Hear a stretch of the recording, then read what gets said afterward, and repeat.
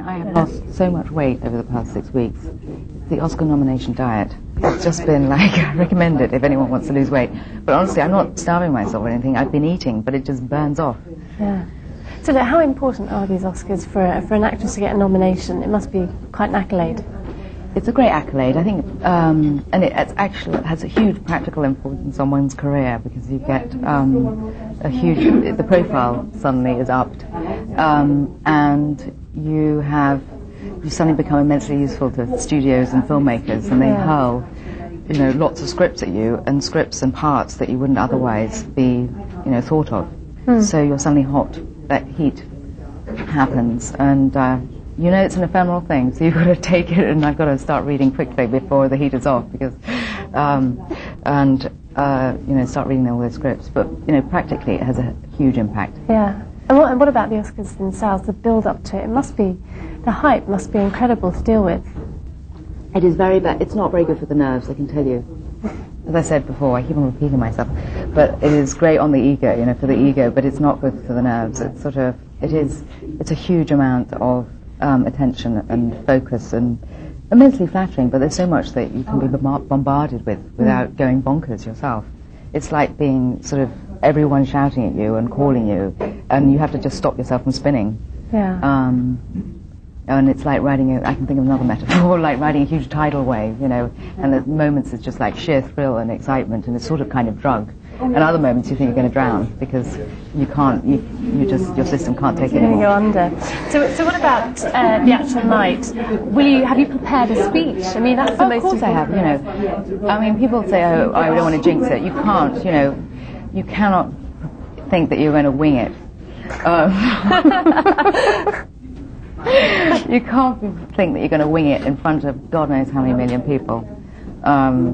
It's actor's nightmare in front of, the biggest audience ever and not know what to say. Having said that, I think you're forgiven if you make absolutely no sense whatsoever.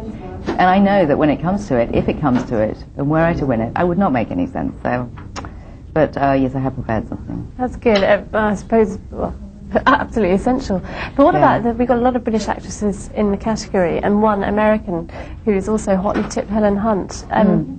Is it just a sign of we have just an immense amount of talent in Britain? I think we do have an immense amount of talent in Britain, but there's also an immense amount of talent here too. But perhaps I think it's more indicative of the parts, and perhaps we have perhaps in lower budgeted sort of independent movies which we make more perhaps in England. Well, that's not really true, but we perhaps provide better parts for women. Yeah. That's all I can think of. That's all I can explain for the fact that they're 4 out of 5 who are Brits. Do you feel now that you can throw away the corsets because of this role? It was a bit of a breakthrough for you. I can throw away. I'd be quite happily, get in another one. I mean, for me, obviously, I've never chosen a part because of what, I've never sort of decided not to do a corset part. I mean, if the part's a good part, which happens, often tend to be in corsets. That's why I've done them, so many of them. But it is true now. I think I've got to stop it, because I think it's just too boring. Boring for everybody else and boring for me to get into the whole same costume again. Just one final question: if you win, how are you going to be celebrating? How are you going to celebrate it? I haven't even thought. My life is I haven't even thought beyond the ceremony tomorrow night. My life stops at whatever time that the program finishes. But I think I'd love to just go into the hotel room and finally be able to have a drink with the people I know, and all the people that have really helped me, and my mother, who's try and calm her down, because if you think I'm spaced out, you should be my mother. Madness.